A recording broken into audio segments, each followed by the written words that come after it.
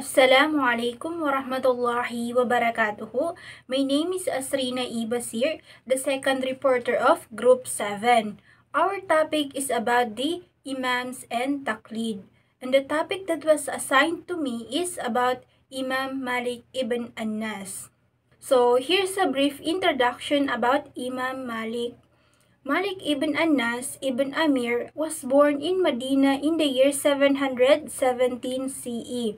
So, si Imam Malik is pinanganak sa Medina noong 717 Common Era.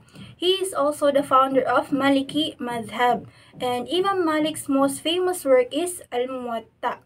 So, yung Al-Muwatta is, ang nilalaman nun is yung compilation ng hadith or sayings and teachings of Prophet Muhammad sallallahu alaihi wasallam. Let us now proceed to the way of rulings of Imam Malik.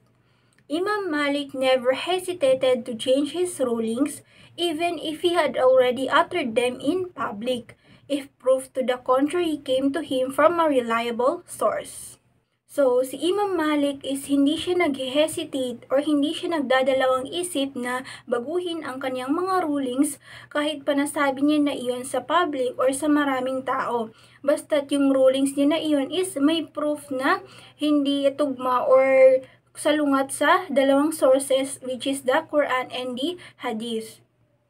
One of his main students, Ibn Wahab, confirmed this attitude of Imam. So, ang nakapag-confirm ng attitude na iyon ng Imam is ang kanyang student na si Ibn Wahab. So, paano nga ba na-confirm ni Ibn Wahab ang attitude na iyon ng Imam?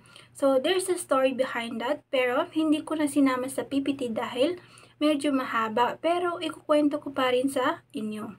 So, narinig daw ni Ibn Wahab na may nagtanong kay Imam Malik about sa paghugas sa pagitan ng daliri sa paa kapag nag-a-ablution or nag-aabdas. So, ang sagot ng Imam Malik is pwedeng hindi na yun gawin or pwedeng hindi na yun hugasan. Then, si Ibn Wahab, nag-antay siya na makalis yung mga tao doon sa study circle. Then, in-inform niya si Imam Malik na may hadith patungkol doon. Then, tinanong ng Imam Malik kung anong hadith yon.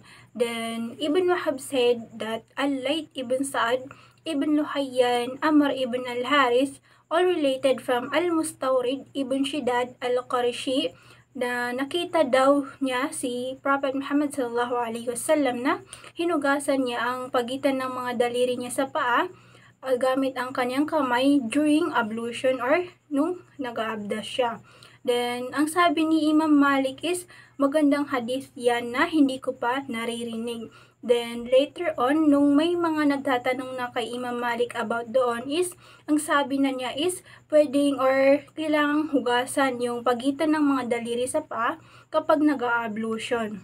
So, malinaw na hindi talaga nagdadalawang isip si Imam Malik na baguhin ang kanyang rulings kapag yung rulings niya is hindi tugma sa Quran at sa Sunnah ng Propeta Muhammad sallallahu alaihi wasallam.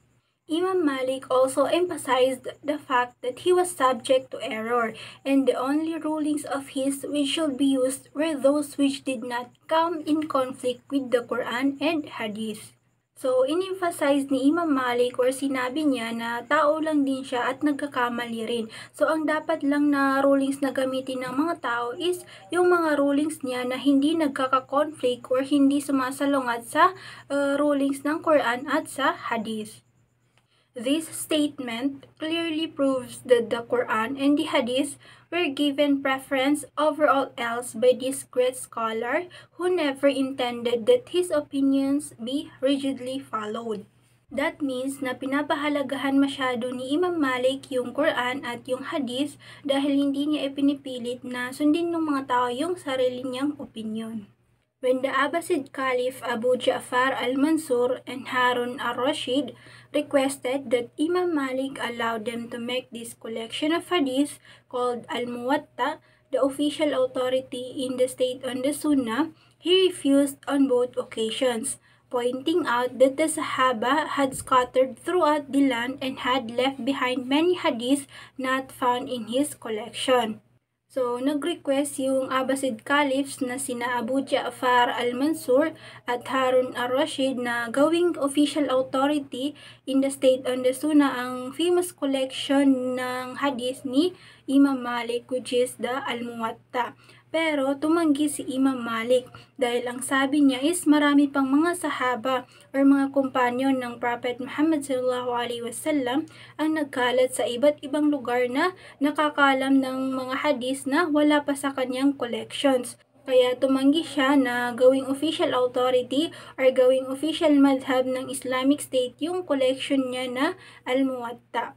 So, that's all po for my report. Shukran and wassalam.